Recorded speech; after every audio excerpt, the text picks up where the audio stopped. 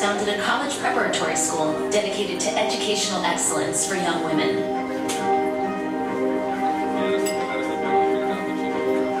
From the beginning, their vision was clear.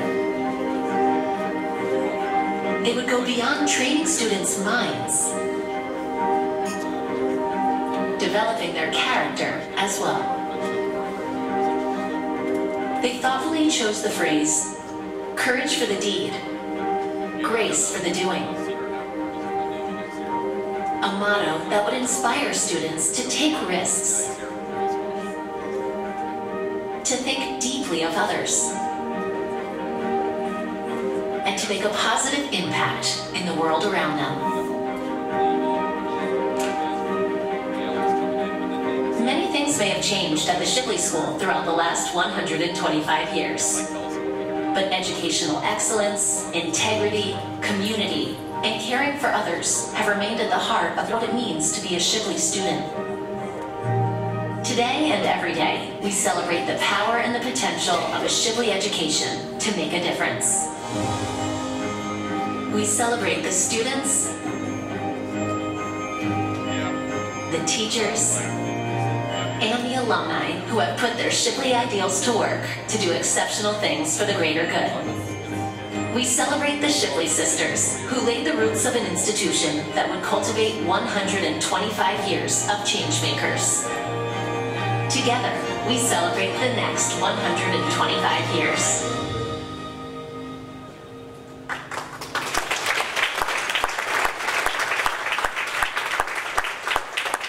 Let me welcome you to this evening's symposium. If you don't know, today is actually the 125th day in our 125th year, which is why we're celebrating this evening. And if you weren't here earlier today, we had an opportunity to have a nice birthday party, an all-school assembly, where I have to tell you, the students would have made you proud. It was an extraordinary experience for all of us, and it could be that one or two of our speakers may actually refer to that, because some of them were here today. For me, Steve Bilch, in my 27th year as the head of the school, I can't tell you how incredibly fortunate I feel to be here and to be with this particular group of people. Last evening, 5 of them, and Sue Mannix and I, had the opportunity to enjoy dinner together, and I haven't been involved in a more interesting and thought-provoking discussion in years. And I'm happy to tell you that as adults and wonderful educators and speakers, we function exactly the way our colleagues and our students do. For example, last evening, Jason Wingert, immediately to my left, wasn't able to be there, and the rest of the group voted him to go first tonight.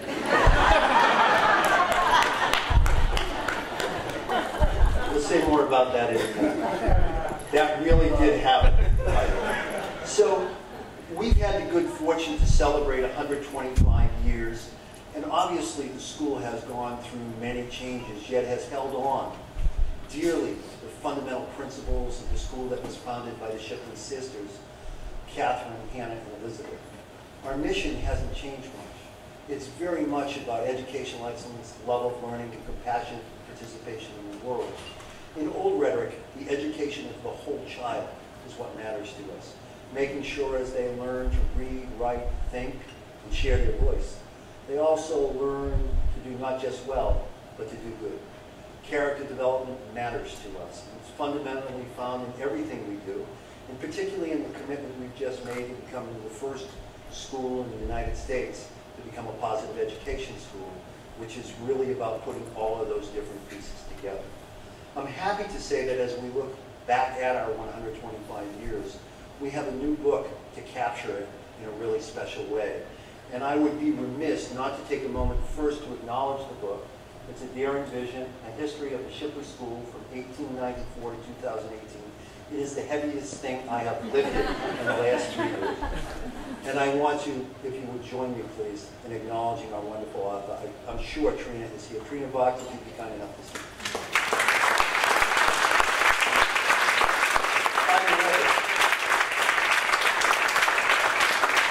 Trina actually wrote the last book about the school that was published, about the recollections of Miss Spear, terrific headmistress from 1944 to 1965. And the best I can recall, for about the last 5 years, she's been standing at every pillar that I can imagine all over the campus. But we're incredibly grateful to her. And the book will actually be out in Alumni Weekend. Right? So here we go. Tonight, we have an opportunity to hear from 6 changemakers in their own way, who are going to share their thoughts about where we are from any number of different perspectives. You'll hear about education, you'll hear about business, you'll hear about the world, you'll hear about pretty much anything and everything you can imagine. What we're going to do as I introduce them, and I'll start from Jason and move to the left, Mary. As I introduce each one, he or she will take time after I finish to just let you know, when have a chance to speak, what they'll be addressing in the first 4 or 5 minutes that they speak. Just one sentence about it. We'll actually hear from all 6 of our panelists, and then I'll ask them to take just a few minutes to reflect on what they have heard before we actually engage everybody with the opportunity to both reflect and to ask questions. And in case you haven't seen them, there are microphones on the far aisle on each side. So if you have a question or an observation you'd like to make, be kind enough, if you would, to simply line up behind one of the mics and we'll go in order. Any questions on that? Is that okay? So, again, an absolute privilege. And what I'd like to try to do, I'm going to keep these brief, but try also at the same time to help you know the connection that each has to the school, because it's significant in all cases. And I want to say the nicest part of this is the person who had the opportunity to ask them, they said yes right away. That does not always happen. So, first, it's my absolute privilege to introduce Jason Wingberg. Jason has had a career that has mixed business and education. Spent a significant amount of time with Goldman Sachs, was also assistant dean at Wharton, has put the two things together forever. Currently a professor at Columbia, and also the dean of School of Professional Studies. How appropriate. In terms of us, we've gotten to know him now 5, 6, 7 years. And where's this wonderful wife, Gingy? Right there. Gingy is a member of our middle school faculty, and as she joined us, we had the opportunity to get to know the whole family, and as a result, Jason was nice enough to say yes to us tonight. Would you give him a round of applause?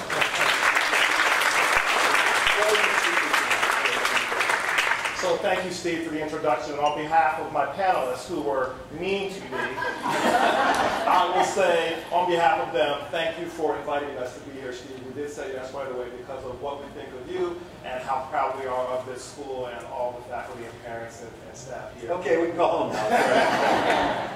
What I will talk about, I do work at the intersection of education and employment.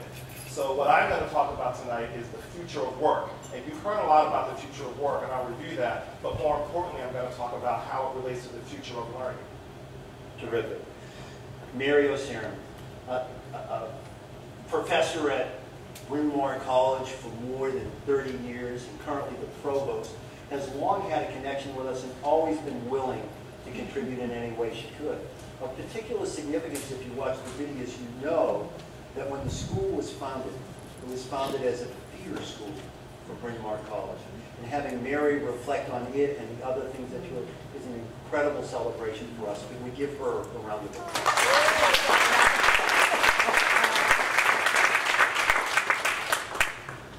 Thank you, Steve. Thank you for the very kind invitation. It is absolutely delightful to be here this evening.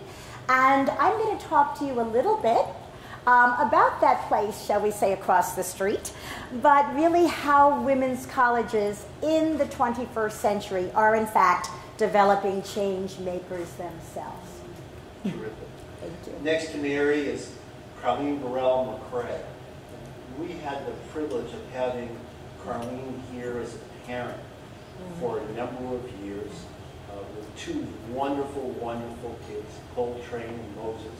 And then, to our despair, she decided to pursue her professional career after leaving Swarthmore to go out to the University of Chicago, before moving to Colby in her current role. Let's get along. Let's clap again. I mean, what the heck? For those who don't know, she's actually an alum of Colby and also the dean of the college. Thank you for doing this. And by the way, I will have to add, just so you understand the potential conflict of interest, she actually still serves on our board of trustees. So she could not say it. Thank you. And I say yes to anything that should be asked. For having children here, it was a wonderful place, a loving place that welcomed us. And so anytime I can pay for it, I do. So I'm honored to be here tonight. I'm going to talk a little bit about what it means to think about inclusion and the need for psychological safety to be able to risk take and do that. So in the context of college and beyond, because I get them 18 to 21. Yeah.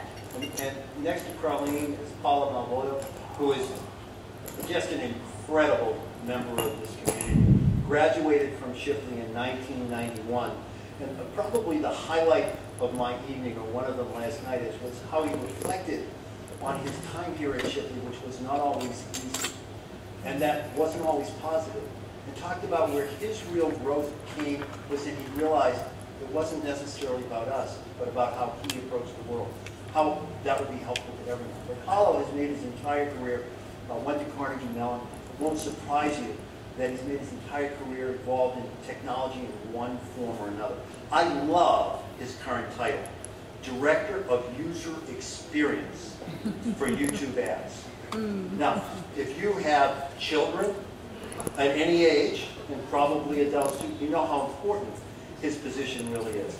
Paulo, welcome back. It's great to have you.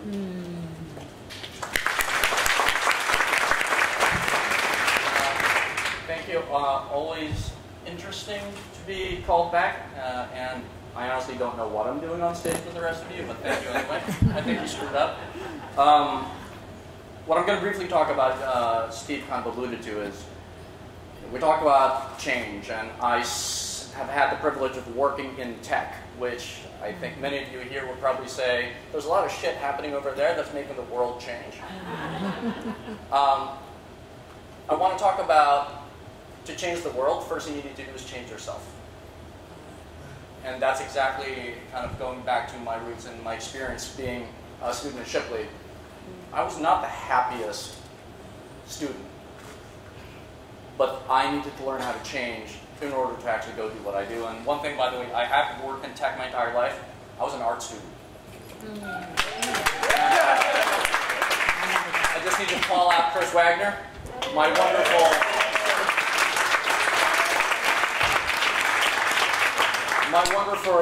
tormentor for years here. It is important to know that the word mentor is in tormentor. Absolutely true. And really, that mindful change to change the world starts with yourself. Well, we can go home. Thank you. Our next speaker, next to Paul, someone I have just grown to admire and respect in an extraordinarily special way. Donna Orm has had a long career at NAIS in any number of different roles, and is currently the president of the National Association of Independent Schools, and goes around to schools and areas to visit, to talk to places, and to share the situation. For us, it's particularly exciting to have her here for a number of reasons. One, she's actually a graduate of St. Joe's. Two is, and she'll remember this, that when we first met a number of years ago, she asked me how I liked my job, and I said I thought I was the luckiest head of school in the country. And she was actually at our assembly today, and I think she could see at least why I was there. And third, she lends a perspective on schools, not just ours, and education around the world. That's going to be fundamentally important, not just today, but as we move forward over the next 15 to 30 years. And so I suspect she'll probably be speaking to something. Donna? Yes. It's a delight to be here. Thank you, Steve. And to Jason, you know, it's just the rule. If you're not there, we always... It's that. So no offense meant by that. But it's a delight to be there. I have a wonderful job getting to travel around to so many schools, and but to really keep on the pulse of what's happening in K through 12 education. So a lot of what I will have to say will really intersect with Jason, because the education scene has not seen as much change in the last 200 years than it's seeing now. And the landscape from K through 16 and on to work are going to intersect in ways that we can't even imagine. And for those of you who are parents, what that means about learning for your children is there's a lot of change there. And I think education in a way that perhaps you can't relate to it, because I think we all think about education the way we experience it. So I'd like to talk about some of that change, what it means for our children, and how we all prepare for a world in which education might have a very different role than it has in the past 200 to 300 years. And, you know, I say this publicly that, you know, Paulo and Rafi at the end are two of the alums in the past 27 years that I have found a way to get to know and have just think the world of and feel close to. But there's a difference between them. When I ask Paulo a question, I know he's going to answer it in a very direct and open and honest way. And Rafi is direct and open and honest, but most of the questions I ask him, he can't answer. Why? Rafi's career is as a counterterrorist person for the State Department. So the things I want to know. But the truth is that Rafi has spent his entire career putting these different pieces together. And he came to Shipley for just 2 years, actually, his junior and senior year. And yet, it's become an incredibly important part of his life. He went off to Penn and now has had a terrific career in all those areas. And he's absolutely among the most thoughtful, committed, and talented people I know. Rafi, what will you speak to? Thank you. Thank you, Steve. Hello to my classmates who are here, Iris and other friends from Swarthmore and alumni that are here and teachers, especially Professor Coleman, Dean at one point, I think, right now. I'm going to talk about something that's a little bit dark. I can actually say quite a lot, but I will preface everything I say. I'm not here to necessarily reflect the views of the U.S. government. I'll be talking to you about my own views and experience. But I'm going to be talking about caring for others. It may seem like a strange entry point for talking about the kinds of things I do and have worked on for the past 25 years. But it's really about how the kind of experience you have in a place like Shipley, you translate it into the world around you and what motivates you and the values you bring to it. Thank you. So anybody have questions about that? All set? So what we'll do is we'll start with Jason, and it'll take a few minutes. Notice I stressed a few minutes. And address the things he spoke about. And then what we'll do is we'll pause for a second, and we'll go straight down the line, and each person will talk, and then we'll come back and have a nice conversation about it. Jason. Okay, so thanks again, Steve. So, as I said, I want to talk about the future of work and what the implications are for learning in the future. So, for those of you who don't know what the future of work is, it usually conjures up a sense of fear. What is it that those robots are going to do and take away my job? Right? That's usually what people think about. Technology, global competition, demographic shifts around the world. All that means is that technology stuff is starting to do all of the work.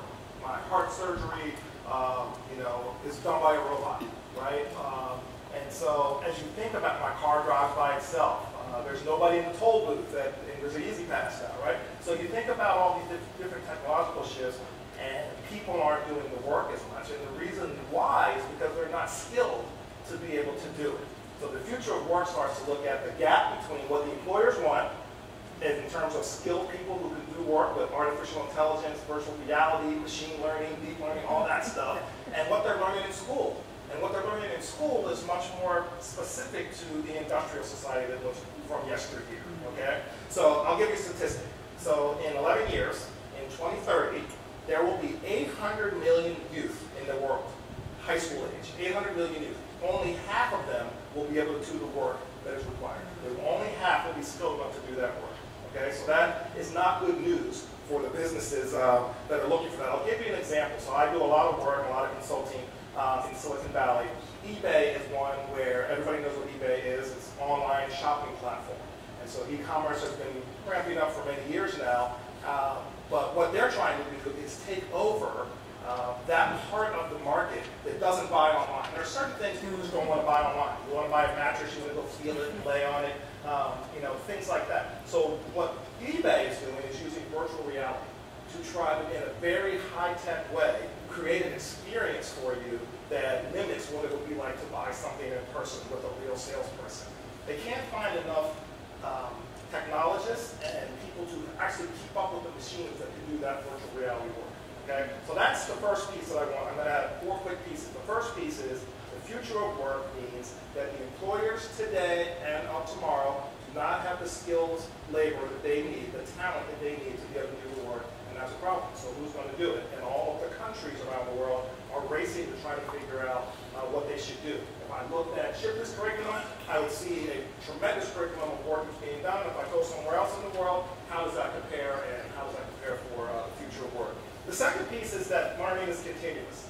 It used to be you could go to high school, maybe even college, and then your learning will take you through your career. You pretty much have learned enough. Now you haven't learned enough. The technology shifts so quickly, innovation is happening so fast, you have to learn almost every year to be able to do your job well. And that applies across the board. And so continuous learning is really important. The schools aren't doing that as much. And so the corporations are taking that into their own hands, and they have corporate universities. So when I worked at Goldman Sachs, I ran Goldman Sachs University. There's McDonald's University, Microsoft University, Apple University.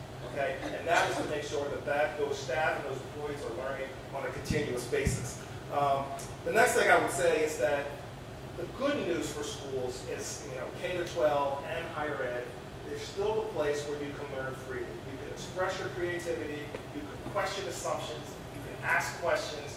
You're not encumbered or burdened by the bottom line metrics, right? You can come to a safe place and learn from experts what it is you need to learn. So it's actually a safe haven, and if we can actually align our curriculum in that safe place to what the employers need for tomorrow, then we'll be in good shape.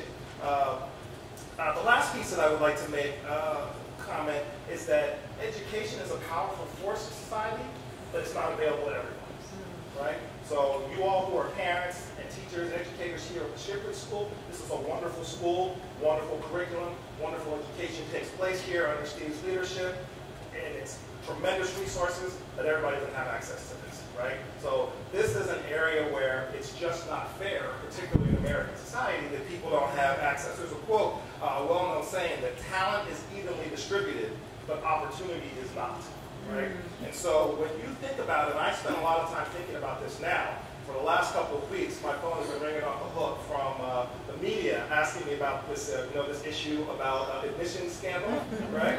So people are asking me, does Columbia have an admissions issue the way USC and Yale and some others have had? And of course we don't. We don't have any problems. It's all fair and equitable, and there's no problems at all. But what this conversation has unearthed in the last couple of weeks is that there are a lot of people, particularly in this country, who have done well in school. They didn't have a chance to go to Shipley. They don't have enough money.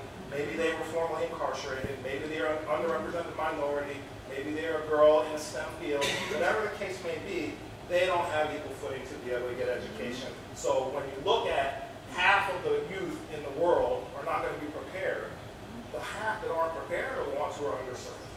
So we have to do something about that as a society to make sure. So the last piece I'll say is that at Columbia, the one thing that I'm doing and that we're doing at the university is we're creating a Center for Educational Access. And so that Center for Educational Access is actually taking all the populations I just mentioned, girls in STEM, women in leadership, particularly in Silicon Valley, students who are underrepresented, particularly from historically black colleges and universities, those people who come from prisons and they can't get a job because they have a bad record, etc. We're looking at all of those physical disabilities. There's another one. We're looking at all those populations. And we're finding ways to increase the percentages by double digits of those populations coming to Columbia so that they can then go and do the work. But access is really important. By the way, shared with me that we're incredibly grateful he's here. He's actually headed out to San Francisco tomorrow for the opening of a new campus, which speaks to that whole access. Mir. This is so interesting because, of course, we did not plan this in advance, but so many of my own comments about, if you will, the experience we are trying to provide for women at Bryn Mawr College, I think fits so well with the, shall we say, major issues that one is facing in entering the world of work in the 21st century. Certainly, Bryn Mawr, as if you will, having its very close connection to the Shipley School and knowing the amazing commitment to academic excellence that exists here, is certainly the commitment that Bryn Mawr has had since 1885 at its founding and continues to have. And it is certainly a school that is very, very much devoted, dedicated to the pursuit of the liberal arts.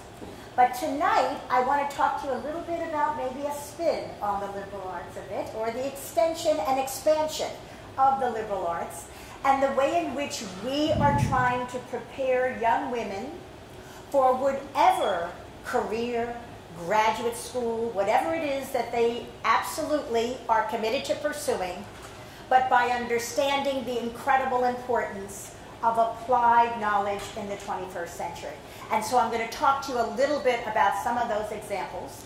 These examples are not incredibly unique to Bryn Mawr. Many of our, shall we say, peer institutions are also going down this pathway.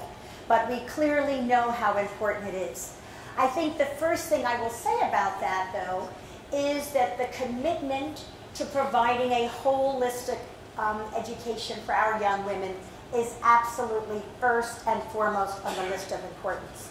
So on the one hand, yes, providing, if you will, young women with the knowledge, the skills that they need to be able to meaningfully participate in the world of work is very important to us. Being able to continue to cultivate the life of the mind and the ways in which education is a lifelong experience, very important to us. But at the same time, we'd like to think about the applications of the knowledge that we're providing in the classrooms. So how do we do that? How have we tried to step it up to really significantly enter the 21st century? Well, I would say that there are a number of ways. One of these ways has to do with what we call our praxis experiences for young women. And this is something that is optional. Not everyone has to do praxis to in any way graduate from the college. But it's an attempt to really be able to unite what we're learning with respect to theory and empirical research in classrooms, to unite that with practical on-the-ground experience. So in some ways, that praxis is integrated into certain areas of the curriculum, courses, really, to be honest, fairly broadly across the curriculum. But it is also the case that students have increasingly been very eager to pursue what they call praxis-independent study. And so they are identifying those opportunities in the world of work. They may be in a museum, they may be in a high-tech firm, they may be in a nonprofit organization, and they are, in fact, making those arrangements to have a supervisor on site, to connect with a faculty member at the institution, who, of course, really assist them in developing readings and thinking about the ethical challenges that we often face, if you will, in doing this kind of work. But trying to unite what we've been doing in the classroom and on those syllabi with the practice that we actually see out there in whatever area. Another one of these areas that I think is very important to mention is what we call our 360 program. And this is an attempt to bring together, most often, a segment of maybe 3 courses in the curriculum, completely at the urging and directing of our faculty members, so they decide what the theme is. And when they do this, each one of those cluster experiences has to have an out-of-classroom experience. So again, we don't end the study of food cultures or food deserts in the classroom. We actually end it by going and investigating and doing the work and seeing folks on the ground, and also seeing how we can be reciprocal partners often in that work. We remain certainly a liberal arts college, but we also realize again the critical importance of the understanding of quantitative literacy in the 21st century. So not only do we have a curriculum that speaks to that, and really obviously students have to demonstrate mastery in those areas before graduation, we are now in the process of beginning a data science program. And again, thinking about data science in the broadest of ways. So not just thinking about it within STEM, although STEM is important to us, but also thinking about how the person in literature, how the historian, how the person who is working in digital humanities can then, if you will, participate in, gain the skills of computing, of statistics, that will enable that student, if you will, to be able to really enter the world of work with this very significant credential. I think I'll say maybe one other thing, and then it's probably that time. And that is that, as I said to you before, and as I'm sure you're well aware, we are still a very strong liberal arts college. And having said that, we have also realized the importance, of course, of being able to give young women the tools they need to succeed in STEM. We are still in a situation where I can't even tell you how difficult it is to find women faculty in computer science, to find women faculty in fields like engineering, etc. Economics even in 2019, economics is still a real challenge. So having said this, one of the things that we've attempted to do is that through partnerships with other universities, whether it's in Greater Philadelphia or beyond, we have tried to form partnerships that also enhance women's skills building in areas of STEM. So whether it's engineering with Caltech or engineering with Penn or engineering, if you will, at the University of Rochester, our young women have a chance to test that out at Bryn Mawr through a design and making for all course. And so again, something that's completely accessible to students no matter what their major. I think I will stop there because maybe I've got on a bit much, but hopefully I look forward to questions. Appreciate it.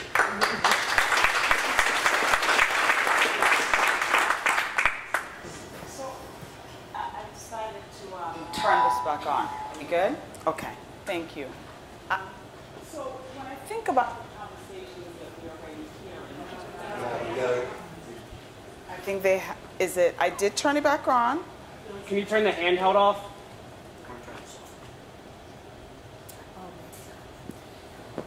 Can you It's off. can you hear me now? Yeah. Check. Oh, my mic is on, so it's not gonna Yes, I graduated from college. yes, And he knows technology. and he does. I know high tech. Yeah. Okay, so can you hear me? Yes? Okay. And I can actually speak really loudly, so I'm going to go for it. So when I think about the conversations you've already heard about what needs to happen for access, the fact that we need people to have the skill set, right, to be able to enter the work world and beyond, I think about the kind of places students are entering for college, right? Many of our institutions are well over 200 years old, and they were not built for people that look like me. They were not built for many of the people who are sitting in this room. And so some of what we need to think about is, what does it mean not just to bring people into these spaces, but how do you ensure that people are feeling a sense of belonging and are included? Because if they're not feeling that, then the skills that they need to begin to develop to get to where you all want them to get to, it's not going to happen.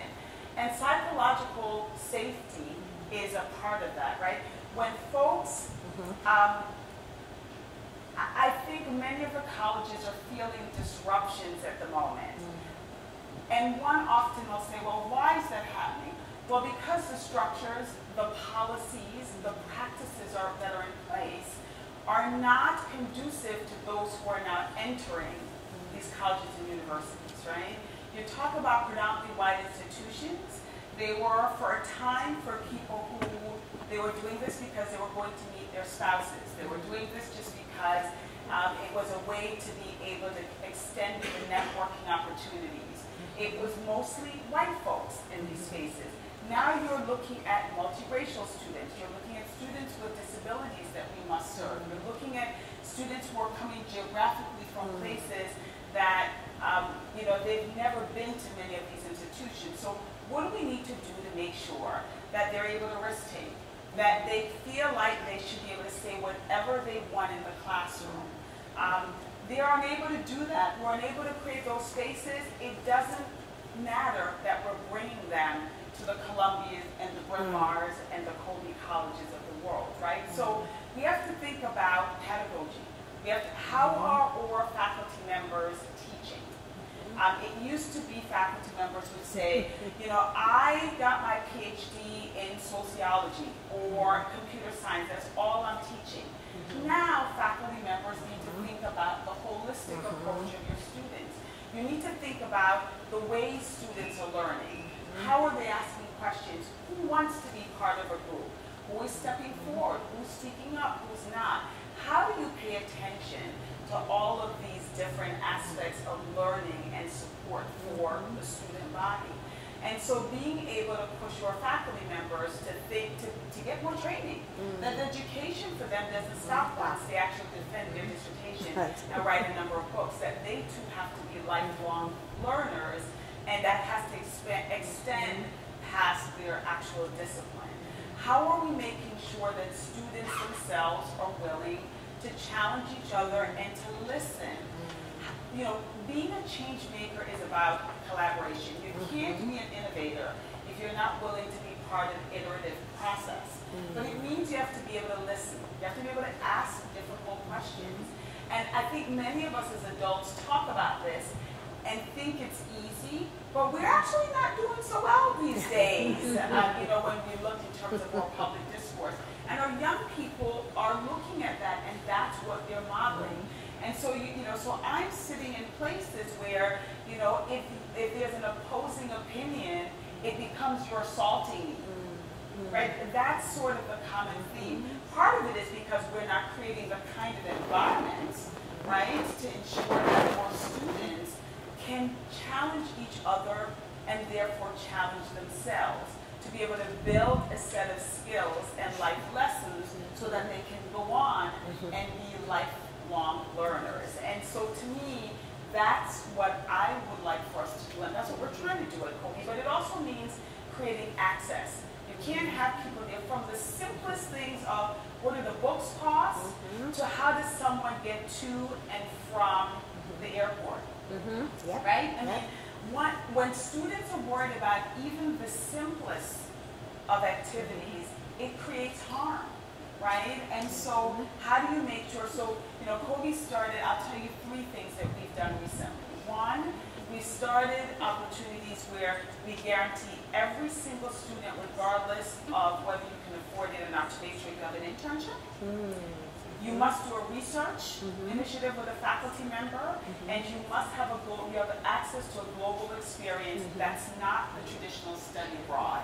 It's working with a faculty member to go and think about challenges around the world so that you can both pay forward, but you're also constantly learning. We've also made sure any student, family who's making $60,000, there's no parent contribution, right? And there are no loans. If your family makes $150,000 up to $150,000 is another option. You never pay more than $15,000, right? Which is actually less than a state institution. But so part of it is about the access to getting our students in, but then making sure that we're working for them to have the opportunities while they're there, which means we're changing and shifting the culture. But guess what? The tension will be there because of that. So I'll stop there.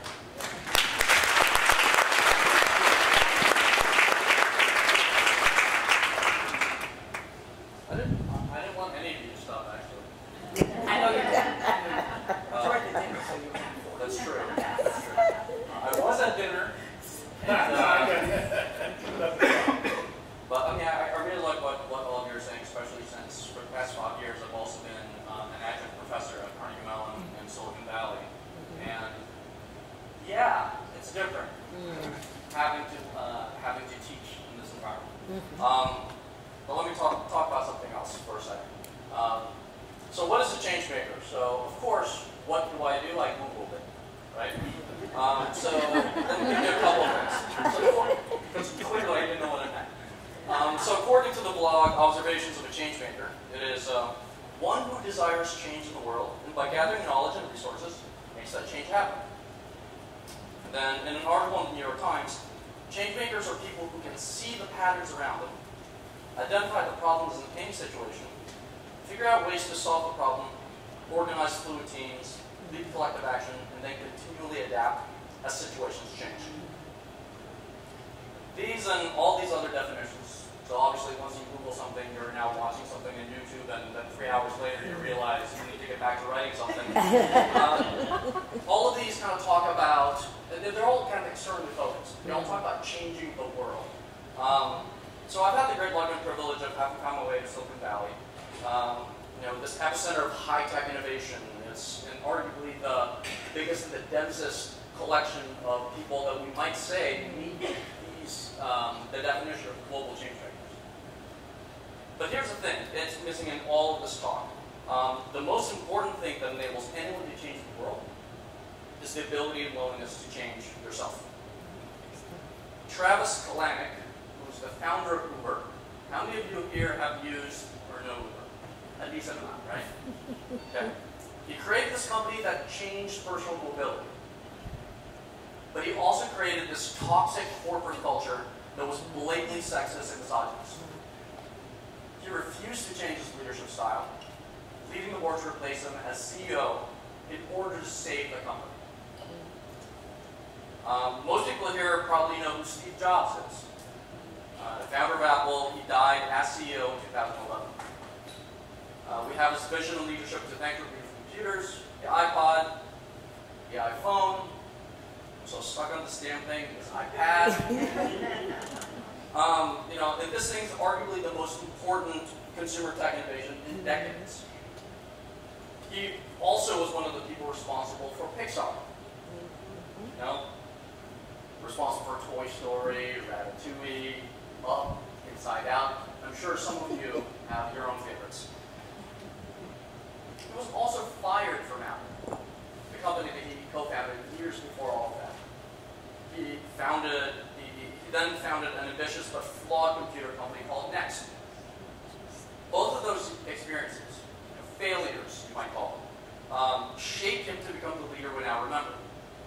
Despite his arrogance and proven qualities to be a very flawed human being, frankly, I don't think he was a happy, great person even at the end. But he learned enough, changed enough from these experiences, and in turn changed the world. I'll pick another example.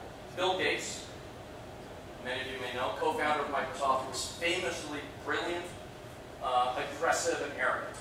I worked at Microsoft for about 12.5 years, and I had the opportunity to participate in a few what we call Bill reviews. This is when you and your program would actually go into a room and face Bill. We call them Bill reviews. And I can tell you that characterization is accurate. People don't know this. Bill has a potty mouth, like you wouldn't believe. And he was right 99% of the time. But upon stepping down from his role as CEO of Microsoft in 2008, his work through the Bill and Melinda Gates Foundation has shown this incredible transformation to this amazingly curious and generous philanthropist, changing the world by helping eradicate childhood diseases. By the way, vaccines do work, and they don't cause autism, despite what misinformed people say. The human mind and body are amazingly plastic. We can shape them to an incredible degree. That's what we do as educators, right? Just like how physical exercise is difficult in the beginning, it gets easier over time as your body changes. Our minds do the same thing. We have the same ability to change our minds. You can also exercise by tackling new, different, difficult ideas and employing your ability for critical thought to learn and grow. As I alluded to earlier, I was this very unhappy teenager who felt stuck being this caricature of myself. insecure, angry, misunderstood. When I went to college, I took the opportunity to make some changes to the way I saw myself and to the choices that I was then making. I did the same when I spent a semester living abroad my junior year, and again when I graduated and moved to California. I took advantages of each of these opportunities to learn, to change, and grow.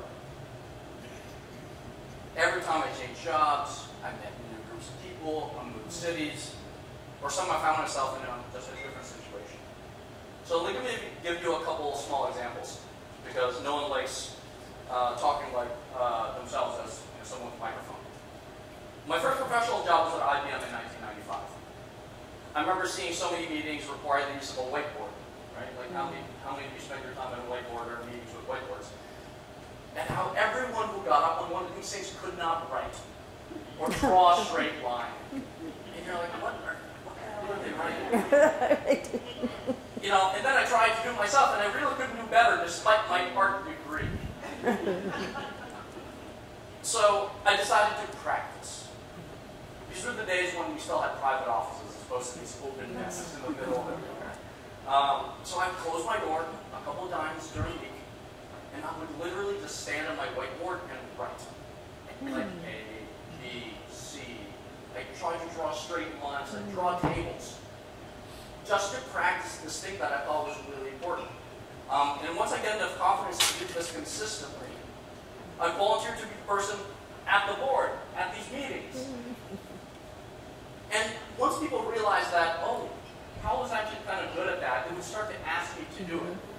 And then I realized, when you're the one up there with the pen, you have the power to speak up and influence the discussion and the written record of what was going on. So I did. This was a very early lesson for me in how this small thing, practiced and executed, could have this outsized impact on my work. Another quick example. I'm a very opinionated person, if you don't already know this. I think it's genetic. My parents are here. I used to have a hard time keeping my opinions to myself, especially when I was convinced that the other person was wrong. I was a jerk who loved arguing. Okay?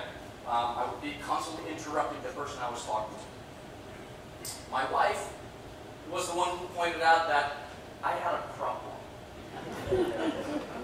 And this wasn't just in my personal life, this was also at work. So, for years now, I've spent years trying to tame this natural desire to be right. To at least look like I respected the other person's opinion. Let them finish what they're saying. And actually listen. I might realize that I might be wrong. And I might actually learn something. You know, I'm still working on this. Not saying I got it right. But this one thing has made me a better husband, family member, friend, colleague, and leader. So in my professional career, I've worked for 8 companies, had around 12 jobs. That might be a problem. No? Okay. And every time I've had to learn new things, grow, and change. I've been married for almost 19 years. And my wife Wendy and I challenge ourselves to get better at being partners in life. Right? We are different people now than when we were, and it's actually a good thing. This doesn't mean I'm a different person, but I actively try to evolve given the opportunity. I feel like I'm the best, most authentic version of myself now. And I plan to continue changing as I grow older and experience new things. So being authentic to who you are doesn't mean that you never change. It means taking advantage of every opportunity to harness your potential. We all change, as we should. But it's powerful when you make it intentional, not accidental, through attention and deliberate practice. That's all it takes. So changing our minds is one of the most powerful things you can do. But it takes deliberate balance of humility and confidence. Start there, and you can change the world.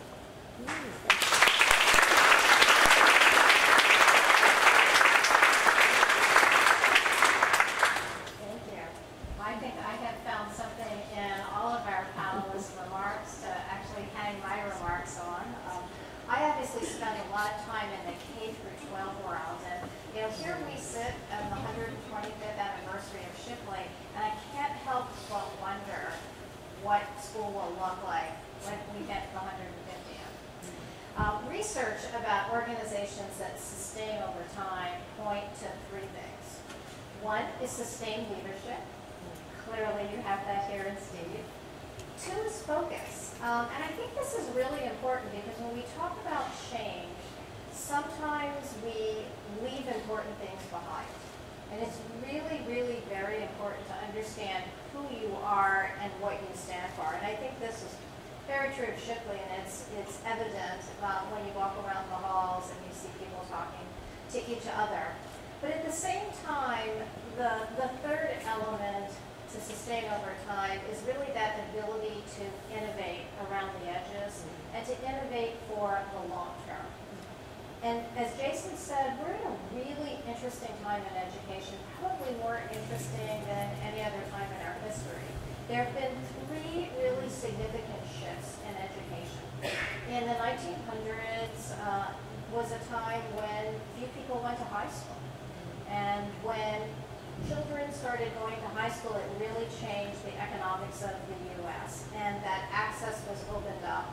And people started to think about having different types of careers than working in their parents' businesses or on the farm.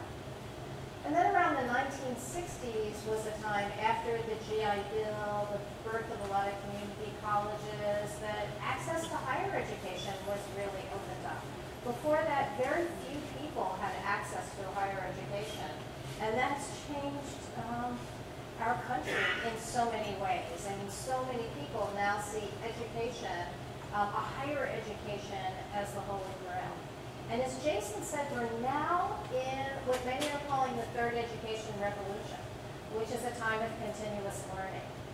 And what's really interesting about that is it challenges the notion of what a student is.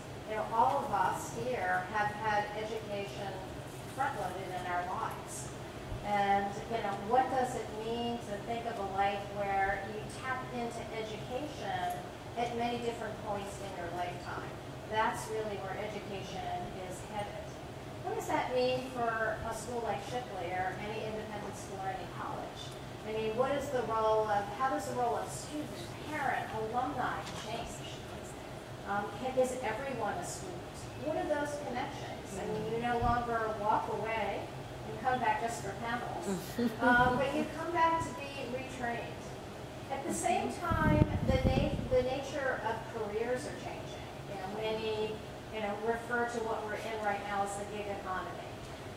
Many young people deciding that instead of having one career, they want to have many careers, and many careers at once. Some are starting out doing this. We have this huge number of young people that are still living in their parents' home. In fact, there are so many. It's one of my favorite acronyms. They're called KIPPers, which stands for Kids in Parents' Pockets Eroding Retirement Savings. Huge number of kippers. But I actually have a kipper. He comes back and forth. He's a kipper, but it's just this opportunity to really see the world differently that's changing the nature of where we're going.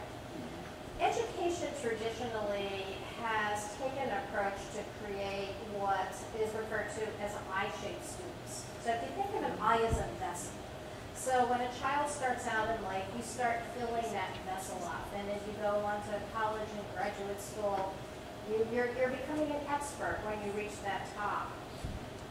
But in fact, when we think of a world of smart machines, when jobs are going to be eliminated, how useful is that?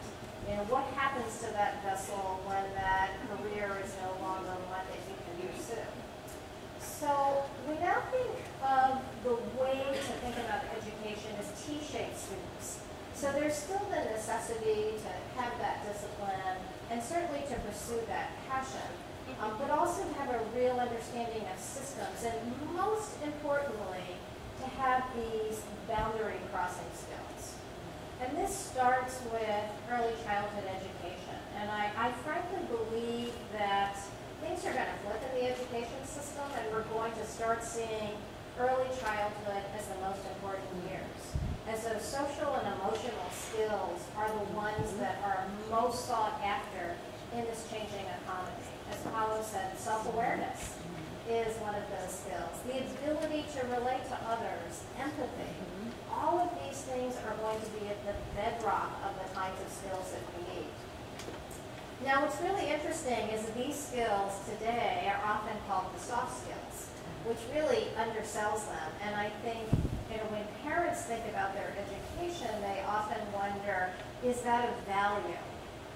And in fact, I think these are actually essential skills, and we will start to see this in the changing economy. The other thing, considering the amount of change that's on the horizon, how do we give kids those skills to really deal with risk and failure? That's hard as a parent. For any of you that are parents, we don't like to see our kids fail, but in fact, it's giving them those opportunities to get back up. There's a great book written by a woman named Wendy Noble called The Blessings of a Skinned Knee. And I think she has a follow-up book called The Blessings of a B+. And it really, we need to open our minds to these kinds of skills around resilience and flexibility and adaptability that are really going to be so important for our kids. And I think, when we look back, we often see education the way that we experienced it and see success in that way. And I think, whether parents, guardians, friends, teachers, it's really opening their minds to what kids are going to need to thrive in this era. And finally, I want to talk about changemakers because, change in my world is hard for schools because educators care about kids so much. So you want to be very, very careful about how you change.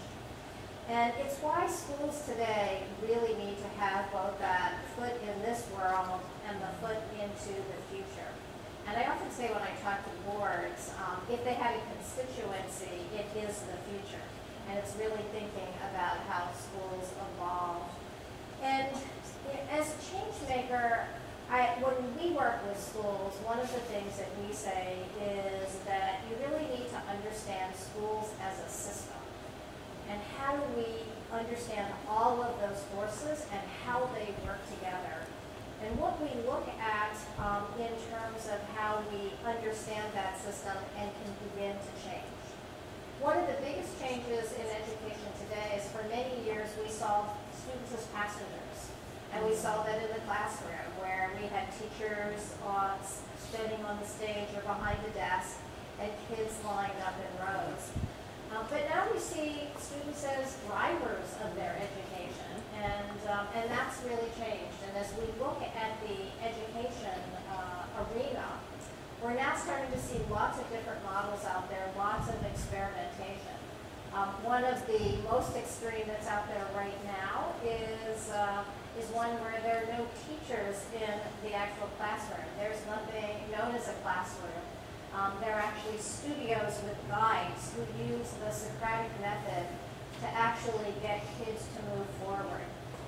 But what's great about this experimentation in education is we're learning. And for change makers today, I think we often think of failure as a bad thing. And failure has a really negative connotation to it. But in fact, the only way that we can learn at the edges is to risk and to fail. And that's really where independent schools need to go right now, is to push that envelope a little bit more and to try things. And this year I've had the pleasure of working with a company that teaches strategy, and we are trying to work with schools to co-create the future. And when we started working with them, the first thing they said to us is, what stops you so often in education is all of you are E students. And you need to start thinking like C students. And that is, you just need to get out there and do it.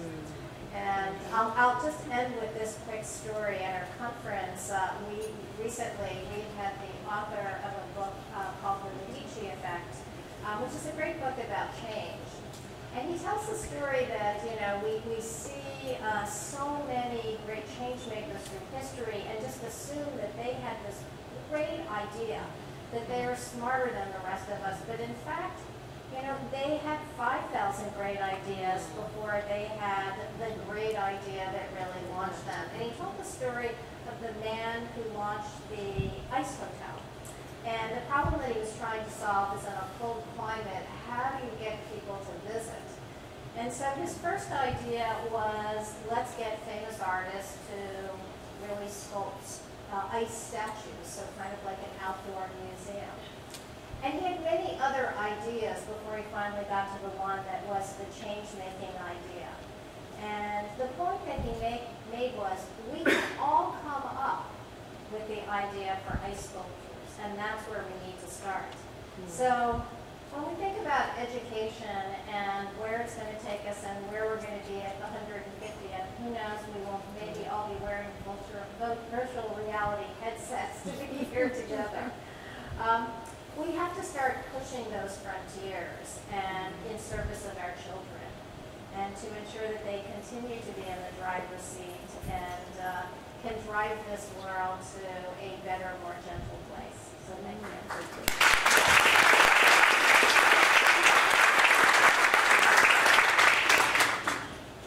Thank you. First of all, thank you, Steve, for your leadership for 27 years. I had an opportunity to walk around the school today, and it's amazing. And it still feels the way it did when I was here a long time ago. And that's a very good feeling, very nurturing feeling. So thank you, Steve. Thank you to all those people who make it possible. You know, Americans don't accept the world as it is. We don't accept our own country as it is. We believe we're perfectible, even though we're not perfect. We will continue to try to make things better, and I think that continuous learning is a theme that you've heard from all the panelists here. It's certainly something we use in the State Department. We're very low-tech and really kind of old school, though. We rely on the written word and oral argumentation to try to change people's minds. As one wag once observed, diplomacy is the art of telling someone to go to hell in such a way they look forward to the trip. But underlying all that, I think what makes America special, and I subscribe to American exceptionalism, are our values. We're a country of volunteers. We're a country that is filled with numerous communities, and everyone seems to be socially connected to each other, or at least they have been in the past, and there's some challenges to that, and I'll touch on that at the very end. Those values really inform what we do, and those were reinforced, and the ones I got from my parents and built on here at Shipley and thereafter. And I think the skills I was given here in terms of how to think, the critical thinking skills, and the confidence to think critically, I've leaned on them for my entire life, which is why I've become more and more sentimental about my very brief exposure here to Shipley because of that. I work in a very unpleasant line of work. I'm motivated by my own personal family experience. My father is Armenian. My mother is a white Anglo-Saxon Protestant. But I grew up from an early age being very conscious of what genocide was. And when we were at school here, both at Swarthmore High School with Kathy Smith and then here at Shipley, you know, the killing fields in Cambodia were very much in the news. And I grew up at a time in the Cold War and after World War II where we all said never again would there be a Holocaust, never again would there be that kind of genocide, and yet there it was in Cambodia. Fast forward a few years later, 10 years later, and you see it again in Rwanda and Bosnia. And I thought now, as a State Department official and also as a member of the military served in Bosnia, I thought I wasn't able to stop any of that before. But I now have opportunities working in the State Department where if I'm given that chance, I will do something to stop that from happening again. We were able to do that in Kosovo. We're just now marking the 20th anniversary of the NATO air campaign to not just stop genocide, but to reverse the effects of it and allow people to go home. And now we're dealing with the tail end of a phenomenon of another genocidal group, which is ISIS, so-called Islamic State, who have singled out anyone who's different, whether they be LGBT or they be Yazidis or Christians or Shiites or Sunnis that don't think the way they do. They are mass murderers. And your government has had an important role in stopping that and rolling it back. But we have other problems that are very closely connected to what we saw with the rise of ISIS and the phenomena that are going on today that lead young men and women to go fight for a group like ISIS.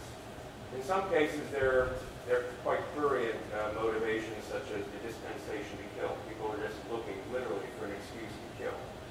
Others are looking for adventure or romance in the sort of 19th century sense of the word, how to become something, part of something bigger than themselves, much like people in the 30s went to go fight in the Spanish Civil War. They're misguided, they're misled, in large part because they don't have the critical thinking skills you get at a place like Shipley. And we see that again, unfortunately, just recently in Christchurch, and we saw it not long ago in our own country in Pittsburgh. The people who lack the critical thinking skills to take in what they're seeing and hearing and determining what is correct, what is truthful, what is not truthful, what is manipulation, what are lies, what is right and what is wrong. There is a right and wrong. And critical thinking skills are absolutely fundamental to that. Human rights are absolutely fundamental to what we do in counterterrorism, believe it or not. Because we are fully aware of the fact that if you kill the wrong person during the course of a battle or a counterterrorist operation, you're going to create more terrorists. That's the practical reason for doing it.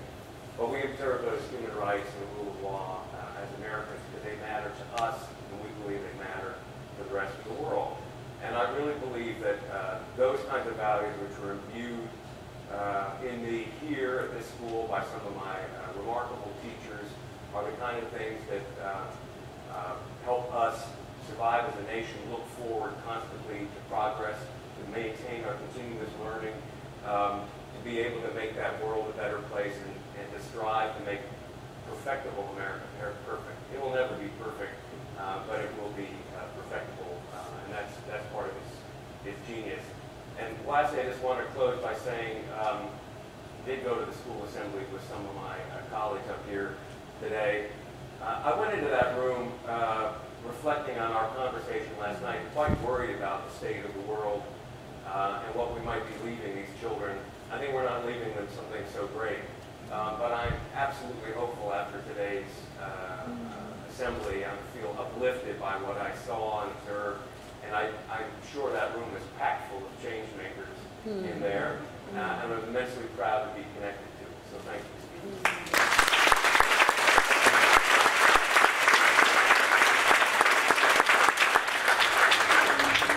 I just want to say that last night they disagreed with each other much more than they have so far. We're not done yet. Well, that's exactly the point, is that now that each of them has been nice enough to share a few thoughts to get started, is really the time to begin the discussion. It's a perfect opportunity. I'd imagine any number of you have reactions to what they said, have questions about it. So as you go to the microphone and line up to begin to ask, I'm gonna just ask quickly, and I mean literally 30 seconds this time, okay? A quick reaction to what you've heard, and one point that comes out of it. For you, Jason, we'll go straight down if that's okay, and go, of course. Sure. So one thing that came up, and you mentioned it, is as change makers in education, we need to be thinking about making our curriculum more applied, right? So there's two things that I thought about when I thought about that for you. My daughter goes to Barnard, so your school of Bryn Mawr, and I remember being in line when my daughter was registering. So many of the parents were asking the question, Stephen, I know you hear, and I hear as well, is this education worth it? Right? So is it still worth it to pay money to go to Shipley? Is it still worth it to pay money to go? And so there are two things that are happening, and I'll make this quick, that are happening that answer that question. So at Columbia, it used to be that all the faculty went to college, went to a master's, got a PhD, wear a bow tie, tweed jacket, and they teach physics, teach English, whatever, and they've never had a job before. Now, most of my faculty are what they call scholar practitioners. So they have the PhD, they have the That's wonderful. but they have a my job. So my most popular class in my school is Amazon Alexa listening? The guy who actually runs the Amazon Alexa team teaches in our analytics program. They spend the whole course talking about that little device, and it can hear you, and it's listening, and how are they going to be able to monetize that? Our students love that class, right? The second quick point I'll make about that is maybe it's not worth it at Columbia to get a graduate degree, because when we look at our employer statistics, people coming and hiring our students, who are they hiring? They're hiring more students from our high school program than from our graduate and undergraduate degrees. So Google spends more time with their recruiters coming and getting our students from our summer high school program than they do looking at our graduate program. They want to get them. They want to have them come to Mountain View, be part of a campus, go to Google University, and learn there. So, and that's probably not part of your marketing campaign. That's not part of it. So don't repeat that. So that's what's happening, right? Yeah. Too good. Mary, anything? Yes, I just want to kind of pick up on a point that Carlene actually made. Might have been a little bit further into her talk, and this is about understanding the incredible change in the demographics of our institutions, whether it is K through 12 and schools like Shipley, but again, particularly in higher education. Where that is, who those people are, the many different identities they bring to the table, but at the same time realizing we have faculty, and the truth of the matter is, those who have PhDs, and they're very bright, and I would never negate any of that, including myself, but the truth of the matter is that these are folks, for the most part, who were never taught how to teach, were never taught about being aware that, of course, teaching as well is a lifelong process of learning. And thus, in that regard, we have to pay attention to who our students are. And those students are bringing very different identities, concerns, and issues to the table. We often talk about this as becoming more culturally inclusive in our classrooms and in our teaching.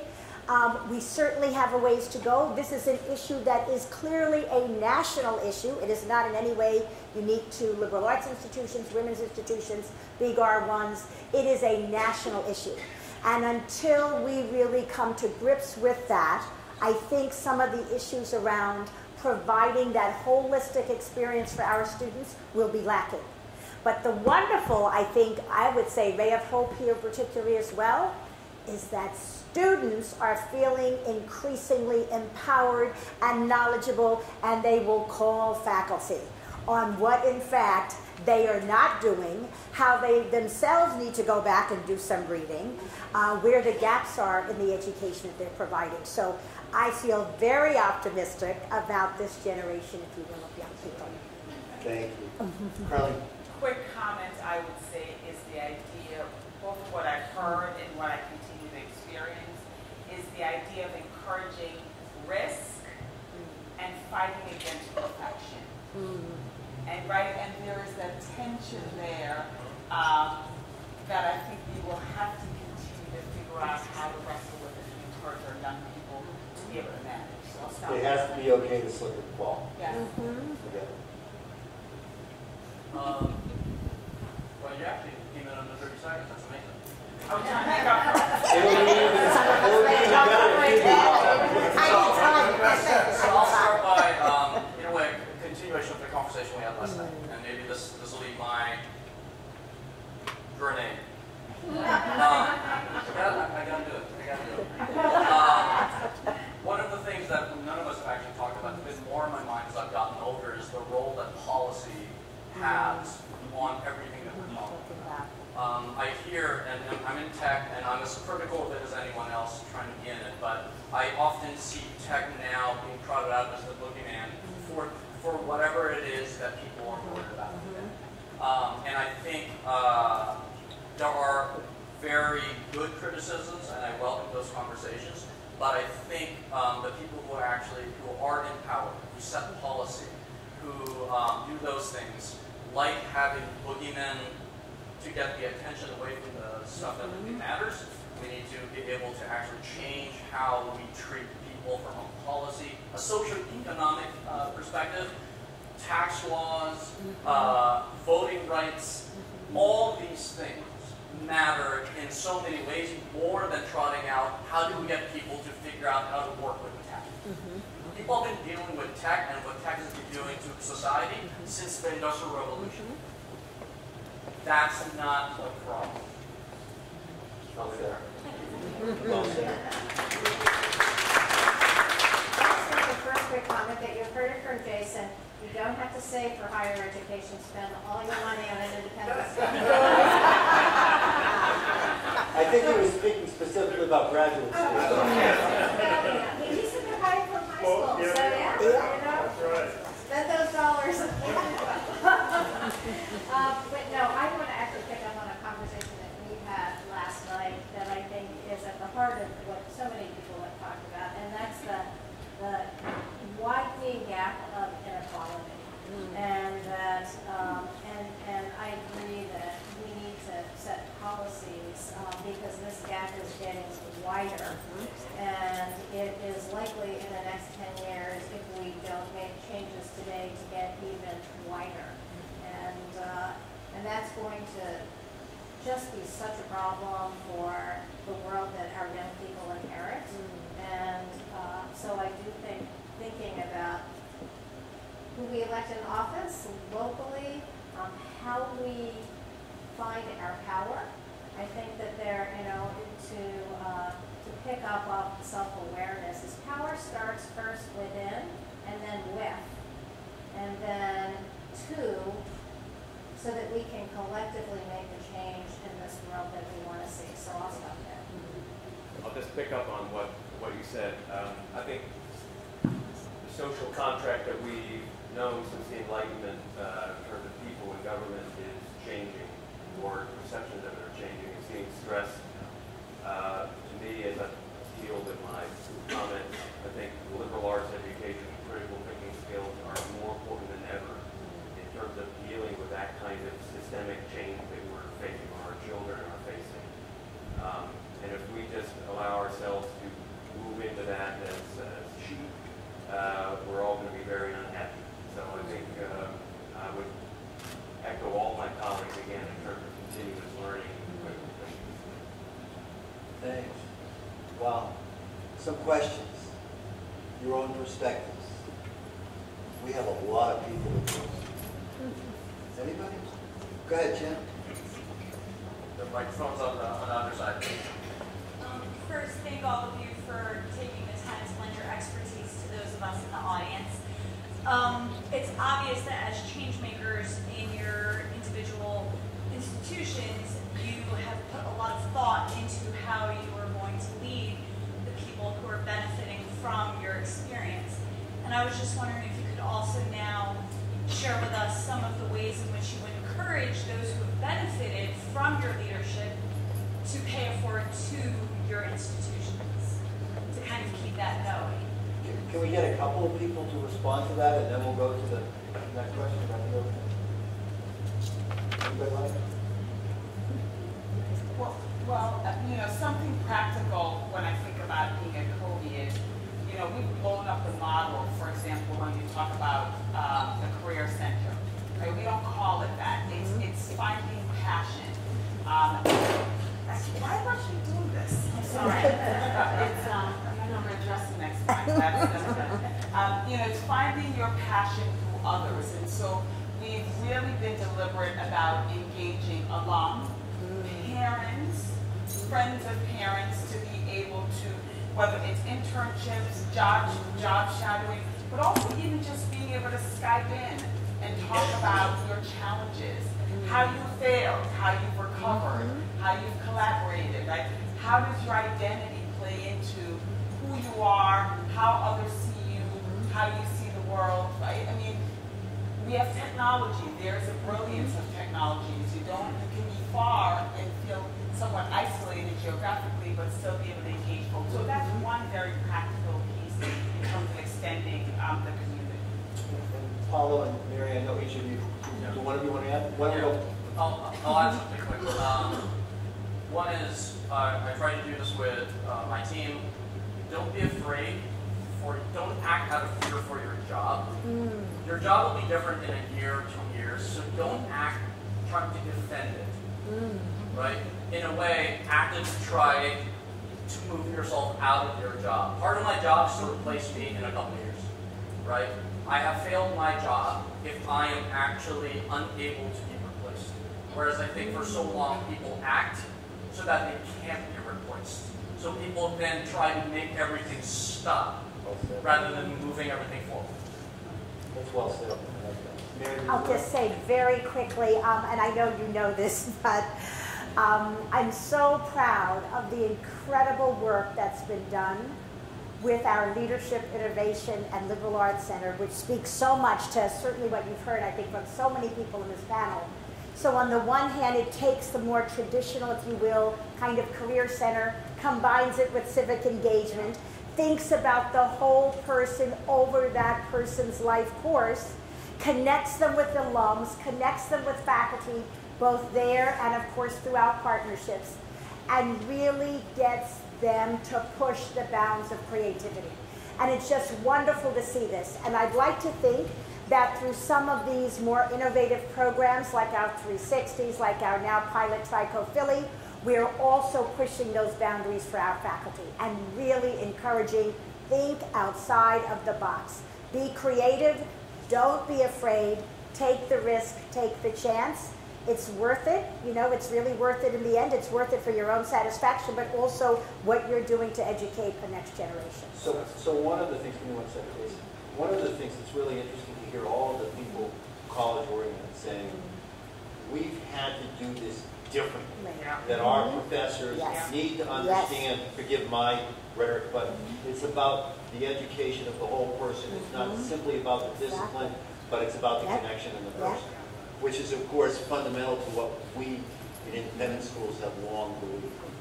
So really quickly, I know coming from a major gift officer, that's a very pointed question, so I'll answer it very directly. Right? So she's going to ask you for money when she. I know, exactly right. So we have students who graduate from Columbia who make a lot of money and go on to do really wonderful things. So we ask them to do two things for us related to what we talked about today. One, they have to give back their time because lifelong learning requires that these alumni mentor and be able to give career advice to these students who graduate in our programs. And secondly, they have to give money back because in order for us to do the access work that we're talking about, we need capital so that we can give scholarships so that they can come back. So you can use those two. All right? Another question. Go ahead. Good evening, and thank you all for coming. My name is Joey Nyame. I'm the middle school counselor here at Shipley.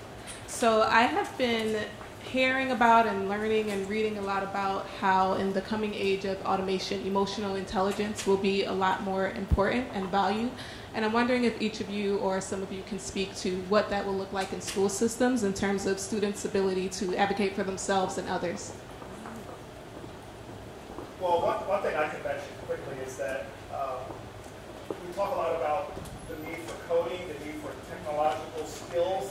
What that doesn't mention is that we also need people who can manage the people who are doing that work, right? So we have to be able to train our students while they're in school to have good social skills, good relationship skills. Because if you can't manage people who are doing all that technical stuff, then who's going to be doing all the coordination? Everybody's going to have their headphones on, geared into the computer, doing all of the coding, the R programming, all of that, but nobody knows how to get these people to work together to really get real projects done.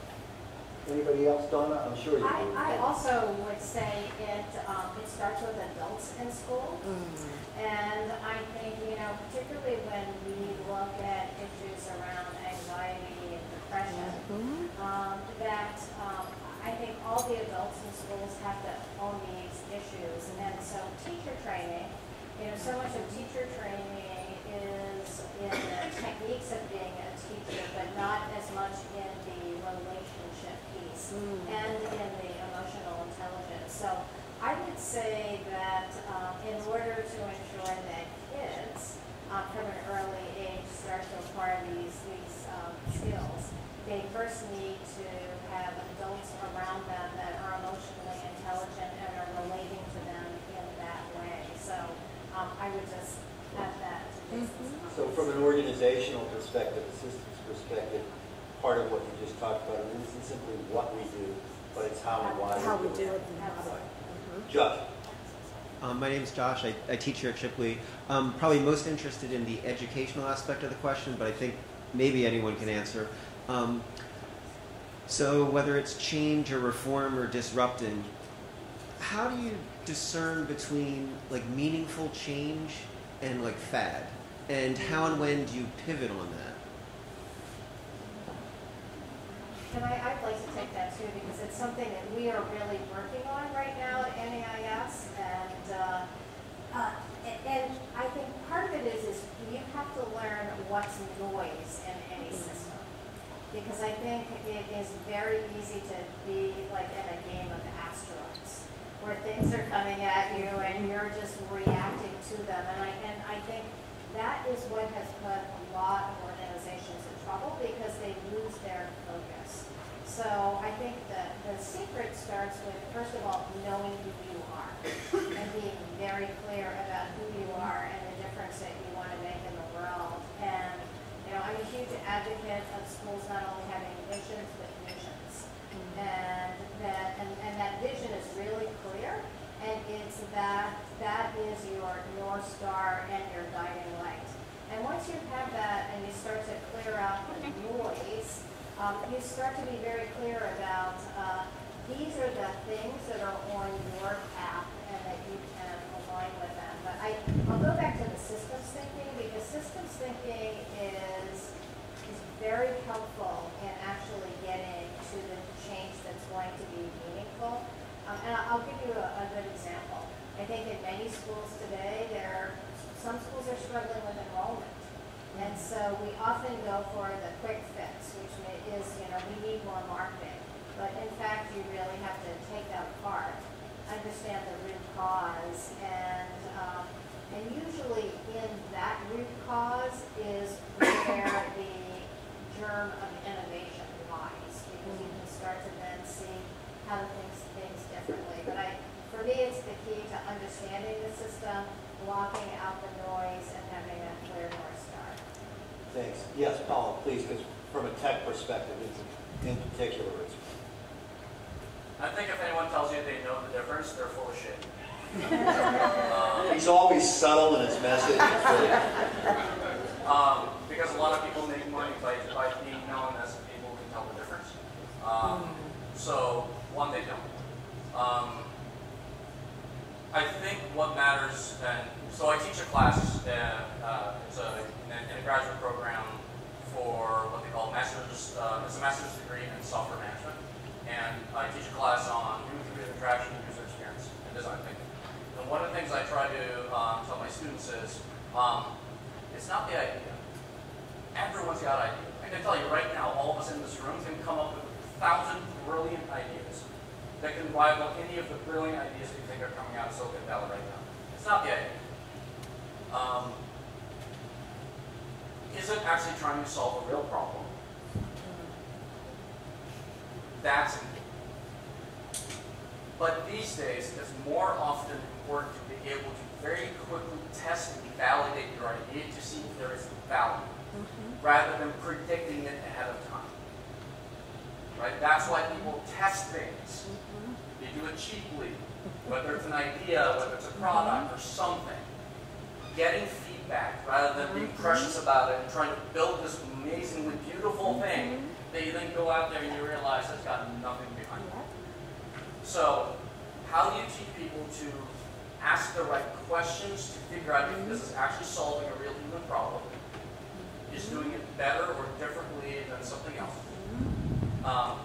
and how can you very quickly respond to something?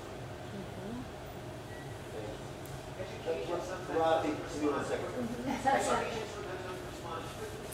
And I think that's there's a disconnect between maybe the business side and the education side. I mean, I really appreciate that. So Robbie, I'm curious, because it's more humble, in the world that you're in, where terrorism and other things play such a factor, I think Josh's question is a slightly different but important one.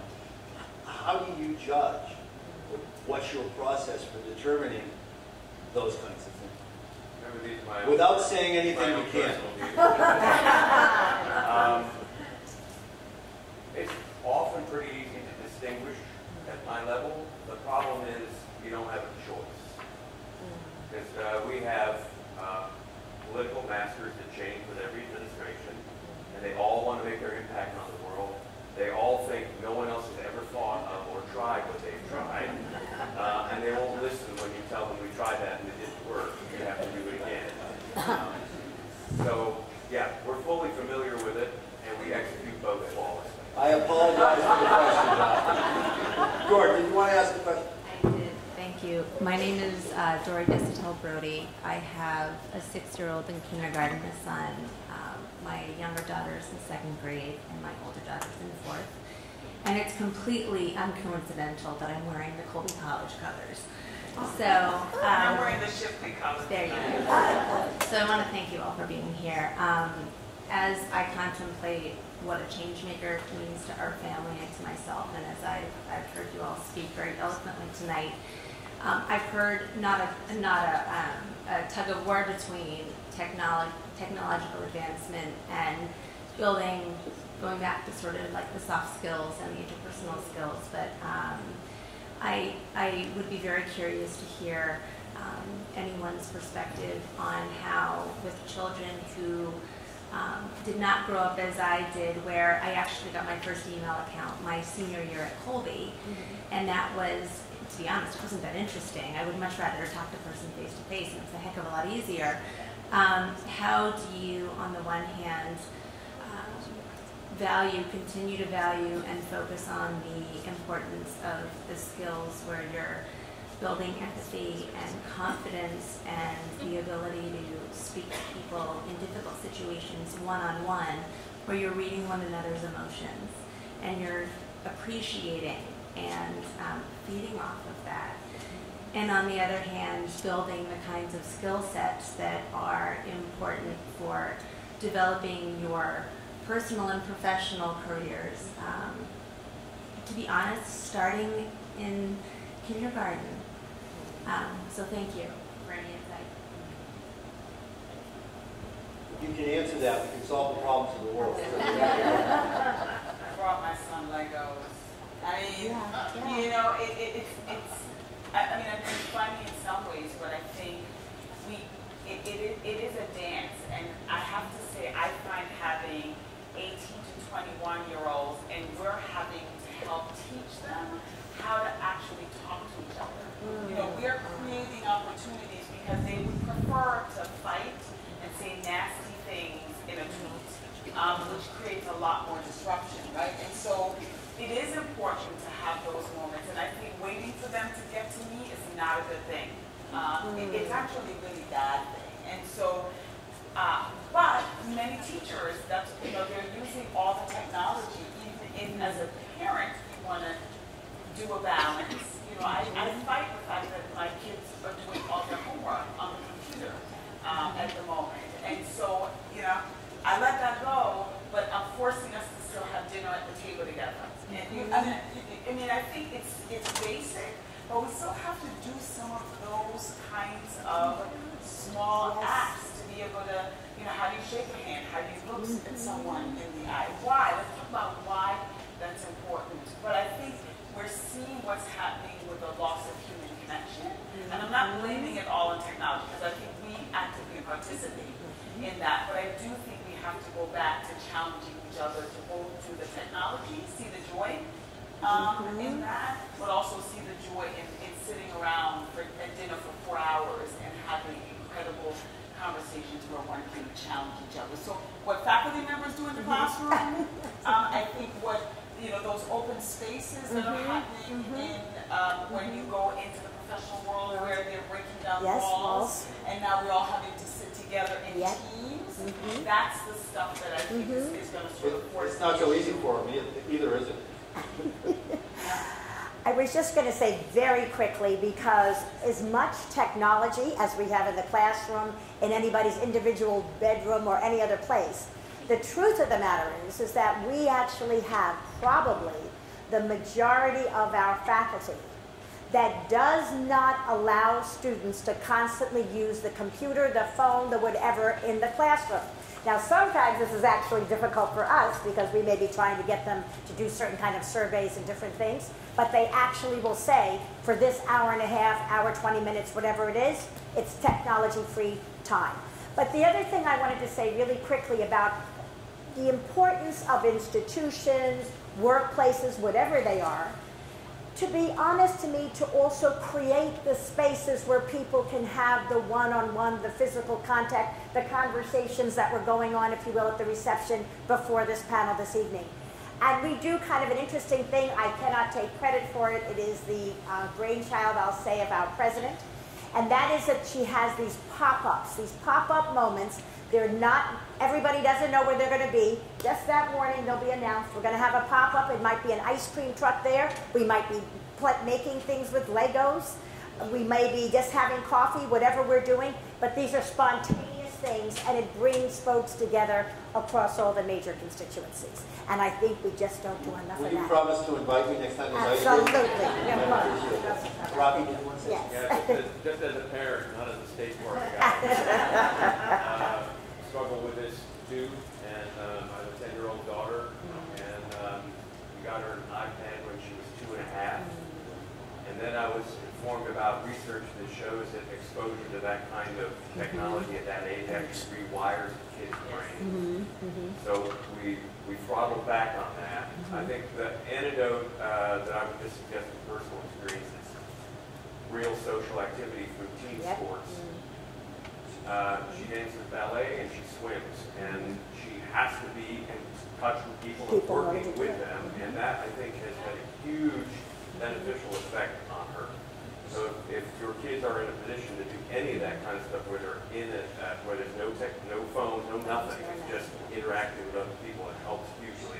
And now she reads paper books for pleasure and talks to people, even strangers. In that context, in our schools, if you think about it, it's not surprising that the greatest number of issues that surface today revolve around social media in terms of harassment, bullying, that kind of thing. By the way, where there were no real rules as kids took control of all sorts of programs that are way ahead of us. And that at the same time, when we look at it, when we think about Fortune 500s and other companies, what is it they're looking for to hire in people? Of course they have to be bright, they have to come, but it revolves around the softer skills and the connection and those other things.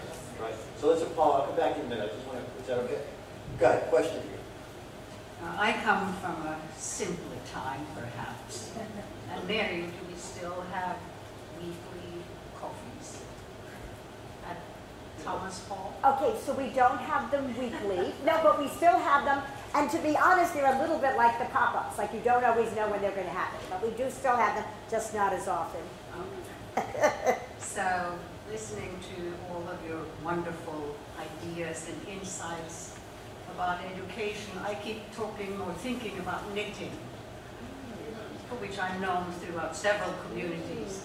But you need to know how to make a loop, and you need to know how to make a second loop.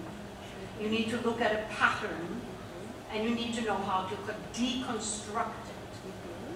So if you wish to make a straight sweater out of something that has raglan sleeves, you need to be able to lay that out, and you need to think, you need to use your head to do that. And then you have to make the loop. Then you have to make the first loop, to make the second loop, and to put these pieces that you have deconstructed back into a hole. To do that with your hands, I think is very important for children, especially of today. And by the way, not just with your hands, but with your mind. Absolutely. Because the process is so fundamentally important. But it is a translation. I'd be a little nervous if I did the knitting, but I'm totally agree. I mean, I think we all would agree with Absolutely. you. in that regard. So this is my plea. Knit. And for Mr. Gregorian, anthropology has a lot going for it. When you go out into foreign lands, you need to know language and customs and how these people twirl the turbans. You can't go somewhere where the stamp on the top of a loaf of bread is there only because the neighboring community helped you 200 years ago to bake that bread, and we still stamp it that way in their honor. How do we know that? We are young here. We are young in this country, and we have many customs. But we need to blend our customs. We don't need to divert them or diverse them or make ourselves too diverse. We need to become Americans. We need our 4th of July. We need our customs here. But we also need to understand the stamp on the bread on someone else's property or country. Understanding the world matters. And should my name come up on your list, sir, I just applied for a TSA. You'll know where to find me.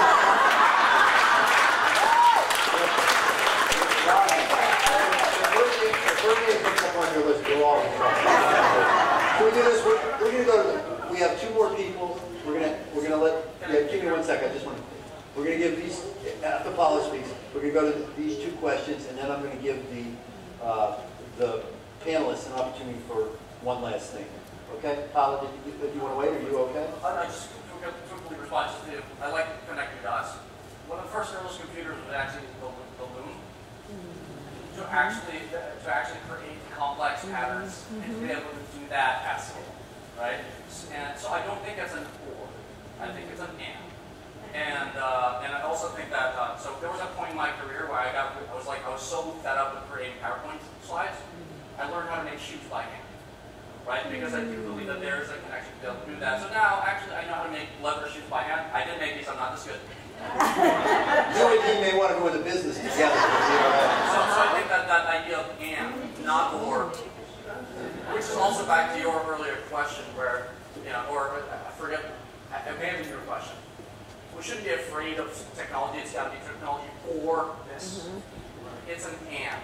Right. And it's how you do the and together when we go there. Steve, and then we'll. My name is Steve Leibowitz. I have a daughter in 11th grade and a son in 7th grade here. We're very fortunate to be here and to hear all of you tonight. My question is, how do we foster identity and at the same time have unity? How do we avoid being in silos? And do you see that as a contradiction or a conflict?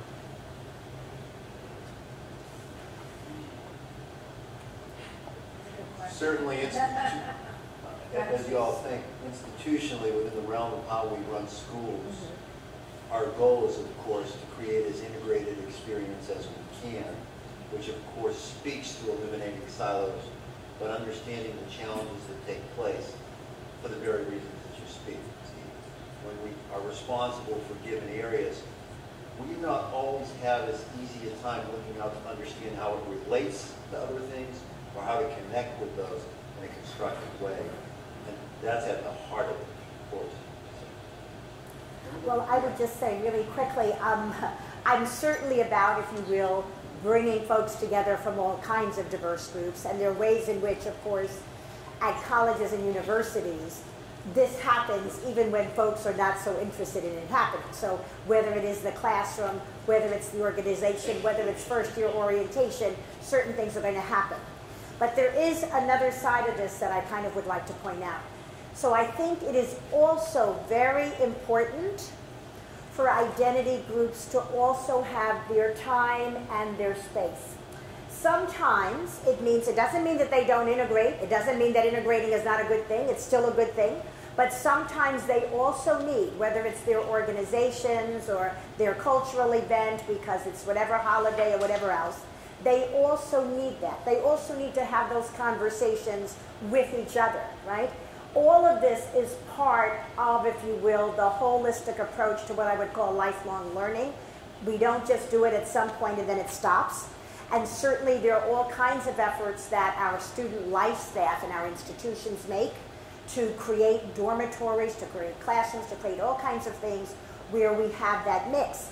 But at the same time, I'm at an institution, for example, so besides, let's just say, groups of domestic students of color or religious groups or LGBTQ groups, we also have a very substantial international student population. And while the school has a very long history of that, it is also the case that in, say, the last decade, a very high concentration, not solely, but a high concentration of that student body comes from mainland China. And you will see frequently on our campus or in the dining hall folks are sitting together because they're having a conversation in Mandarin or whatever in their own language. And I would be the last person to say that those conversations shouldn't occur, but we also make other efforts through our intercultural center to make sure that there's more of the mixing and the diversity in various activities. So Mary, I think what I heard you say really gets back to what Carlene said earlier, which is really that how the world has changed, and that is that our schools, you know, rather than looking at diversity from a numbers perspective, and I was really looking about philosophy and practice before, it's really looking at the people and understand it's about the experiences that everybody has, and that our goals should revolve around learning through, from, and about each other in such a way that there's true respect for one another, which I think captures the very thing that Steve speaks to and what this has been about across the board. Rodney. Yeah, I'm a little old-fashioned. I would say civics classes, number one. Number two, being American abroad. I've gained more appreciation for what this country is and what it has to offer by living abroad than just my time here. We are a country that flushes our toilets with drinking water, and there are many places in the world where that's just unfathomable. But we're much more than that. We're not just the wealthiest country on earth. We are a lot of things, and we're a lot of people, pluribus unum. And you don't really get a sense of that truly until you're abroad. You can also get it going to different parts of this big country too. I mean, it's really important to travel around and see how different it is and how different people are, but also what's the same about them everywhere you go. So getting a fuller picture. Yeah. Last question. Let me just add though that, but I also think we have to get an honest picture. Right? I think there's something to be said about it. I love being in America. It's where but I think there's a lot of stuff about being in America that we still have backwards. You know, are we celebrating Columbus Day still at Shipley? Are we calling it something else?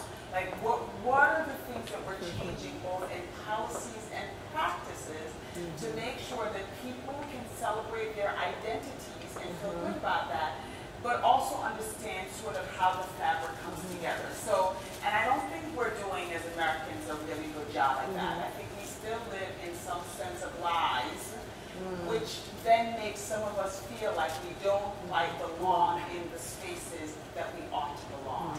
I think there's something important about that kind of conversation.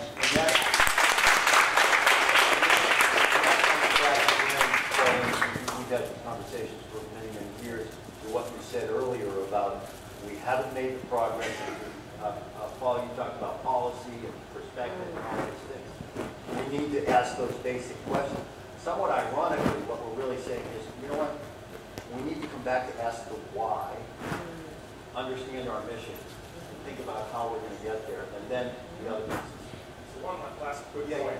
The good news is that the employers now are really looking for diversity of thought, diversity of culture, background, experience. It used to be that they wanted the company name. They wanted everybody to sort of be the same. Now, because the customer base has changed and grown, they want their employees to look, think, and act like people that they are serving. So now our K-12 schools and our colleges and universities can really encourage people to bring their authentic selves to the classroom, really identify who they are, know who they are, so that they can bring their authentic selves to work and contribute to the bottom line. Great way to say it. Last question.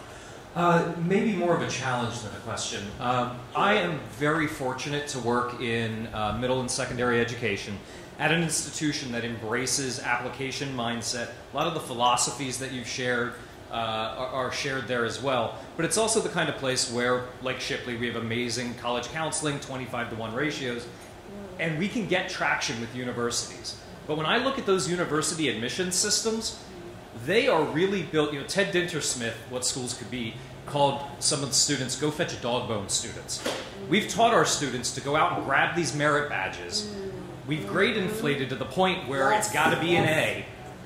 And the college admissions process is really what's controlling that. So when I have a kid who started a nonprofit and did these amazing things, I need to share that in a very personal way. But when you look at the broad scope of secondary education, the whole system, there is a breaking point at that interface. And I'd love to hear from people about what can be done to change that for the 99% and not just those of us who have access and traction with universities. Thank you. Any quick thoughts? Nice, easy question to end. couple of people want to? I appreciate the charge, right? It is a broken admission system. It's looking for test scores, it's looking for valedictorian, it's looking for the star athlete. And what we are trying to do as universities is to have a holistic admissions process, right? Because all the things we've said about diversity and authentic people and all kinds of different identities being what we need to be able to satisfy the future of work, we aren't doing what we need to be doing as a learning institutions to be able to satisfy that. So we need to stop having all the same types of students who have really chased a certain metric and encourage our students while they're in high school to branch out and do different things that they're interested in that will bring that diversity to the classroom. But of course, that charge is good. Of course, though, Jason, one of the challenges is, of course, that particularly if you're talking about your prestigious elite institutions, it's their market. They're it's about numbers, and until they think that it's necessary to go back to doing it in terms of really looking at who the students are, it may even be that the things you suggested, which I think are terrific, may not be noticed. I would just say, too, getting more of these institutions to not necessarily look, for example, at the test scores or in the ways that they're looking at them, right? Kobe just actually made that test optional. And part of that is about access, right? I mean, when you have some families who can get their kids prepared from their 7th or 8th grade, right? You're not looking at equity when you're then looking at that application. So I think even being able to push more institutions to be able to think about test optional, the portfolio approach, right? In terms of being able to sort of how you're admitting students is looking more at the portfolio. I think what I would say part of our challenge then also becomes when we're broadening that scope, what are we doing to make sure that we're student-ready institution for that kind of diversity of experience and perspectives that are coming? Because I think the educational institution is really slow in changing. And so we want to make sure that we're becoming ready so that those students can be successful and not really be down when they show up on the board. I would also add to that, I think in the next 5 years, we're going to see alternative pathways. So I think we're going to see more 9 to 14, so that the SAT and prepping for that, and test prep and all of that, we could take that out of the system and give kids those first 2 years in college, alternative pathways.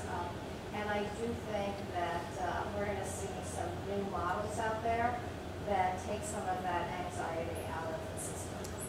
So let's do this. We could go on with this conversation probably forever, and it's great. What I'd love to do is to give each of you a chance with one last thing to make us think about. And what I'm going to do this particular time, we started with Jason. We're going to end with you, Jason. We're going to come this way. Rocky, if you don't mind, each person will just give one thought about anything we've heard or haven't heard to make us think about what we have. Would that be okay? Yep, absolutely fine. I want to come back to Carlene's comment about America knowing flaws as well. That's part of the beauty of living abroad. Trust me, people tell you what's wrong with your country. Oh, definitely. And you then have to challenge yourself, which I was talking about, like, what does that mean? How do you cope with that? How do you investigate it? How do you affirm to yourself that you still come back, as I have, to learn about all those flaws and imperfections and know that the country, as I said earlier, it may not be perfect, but it's perfectible. We are constantly learning, but we're also constantly trying to improve ourselves. And as the former president once said, what is the art of history bends towards reform? And I believe that. And the comment about knitting and the stamp on the bread, I mean, I think that to be, something that in the military you learn how to read terrain. But terrain is more than just physical relief. It's cultural, it's historical, it is linguistic. You have to be able to read all of that in order to understand what your environment in which you're operating. And all of those things suggest a liberal arts education is really important. Thanks. Donna? I just want to end with, all of us here are connected to kids in some way. Parents, grandparents, teachers, we can have all of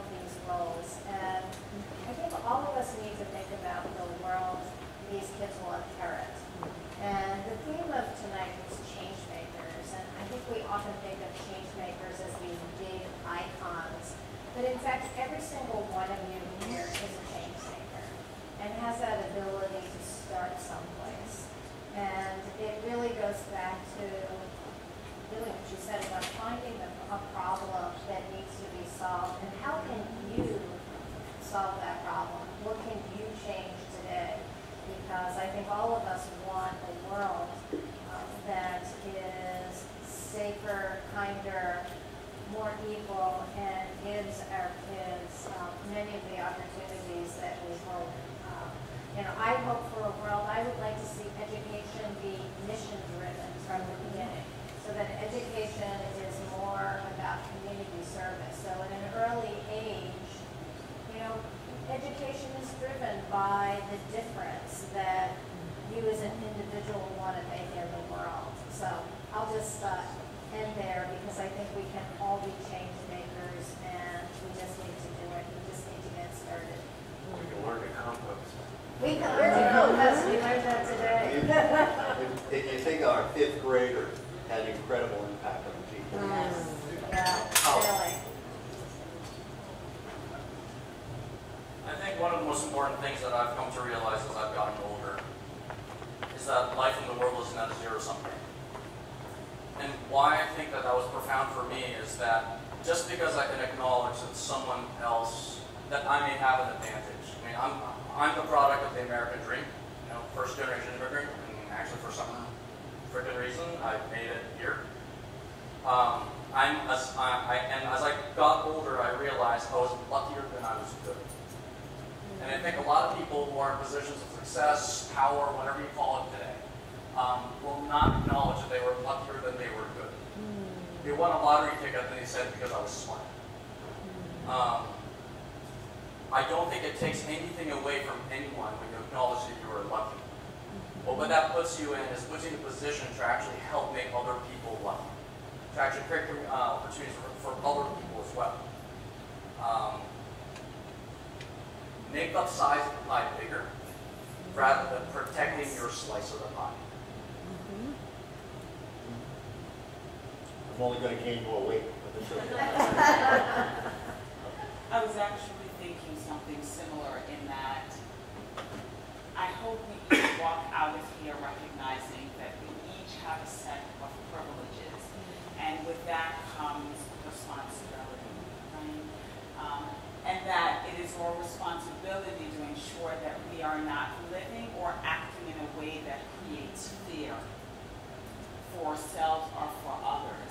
And that our identities are some of the most powerful moments or opportunities to connect with others.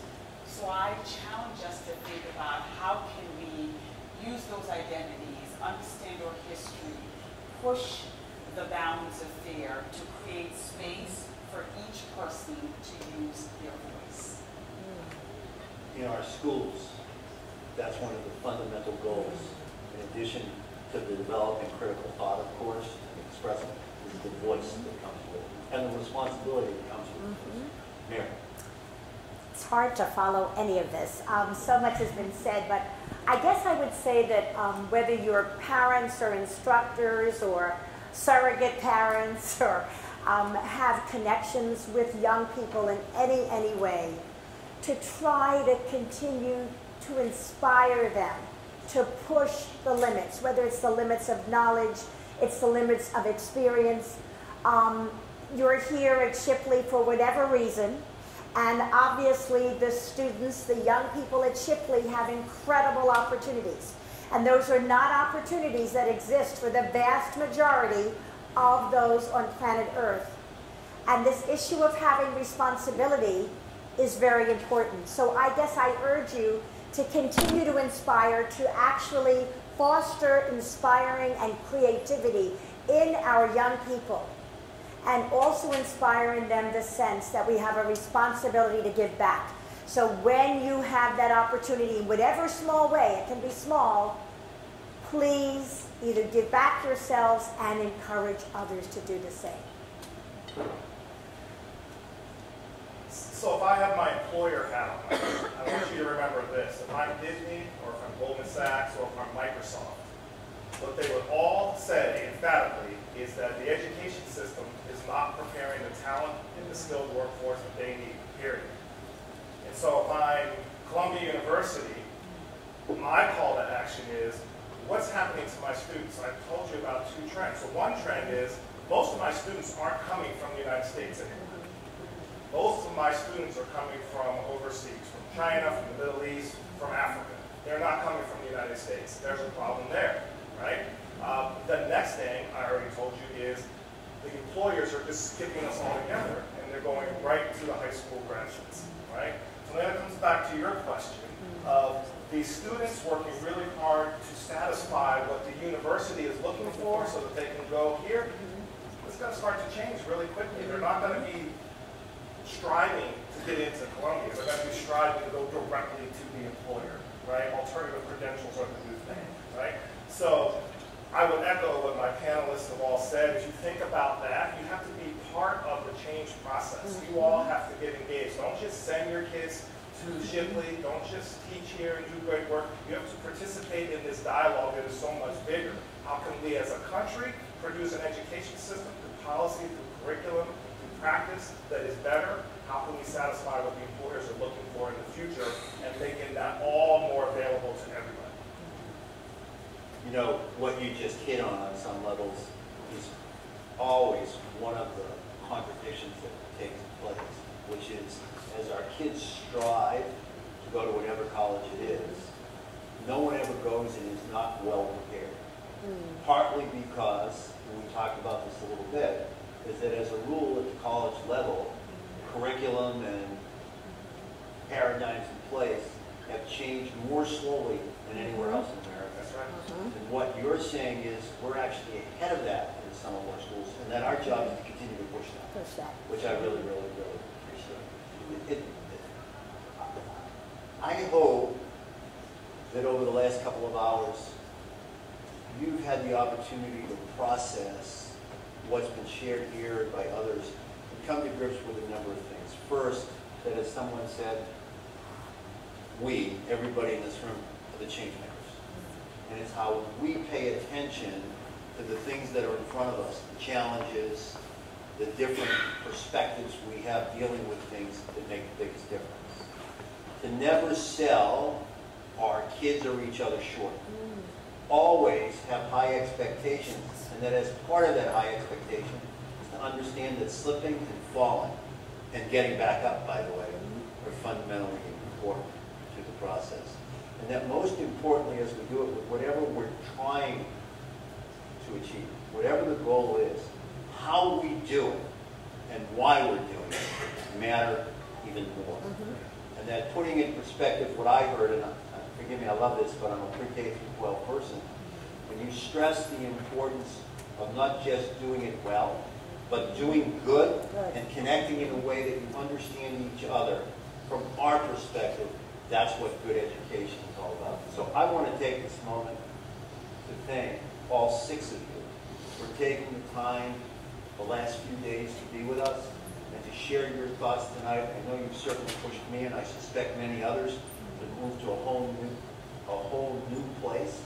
And I love that what we're talking about, asking the questions in order to make the moves to do things that will be important.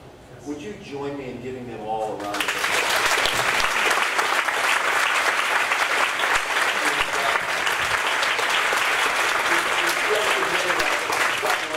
I want to thank each and every one of you for helping us to celebrate our 125th. We have a few more months to go, but for me, I can tell you that tonight's experience is going to shape it and what comes next in really, really important ways.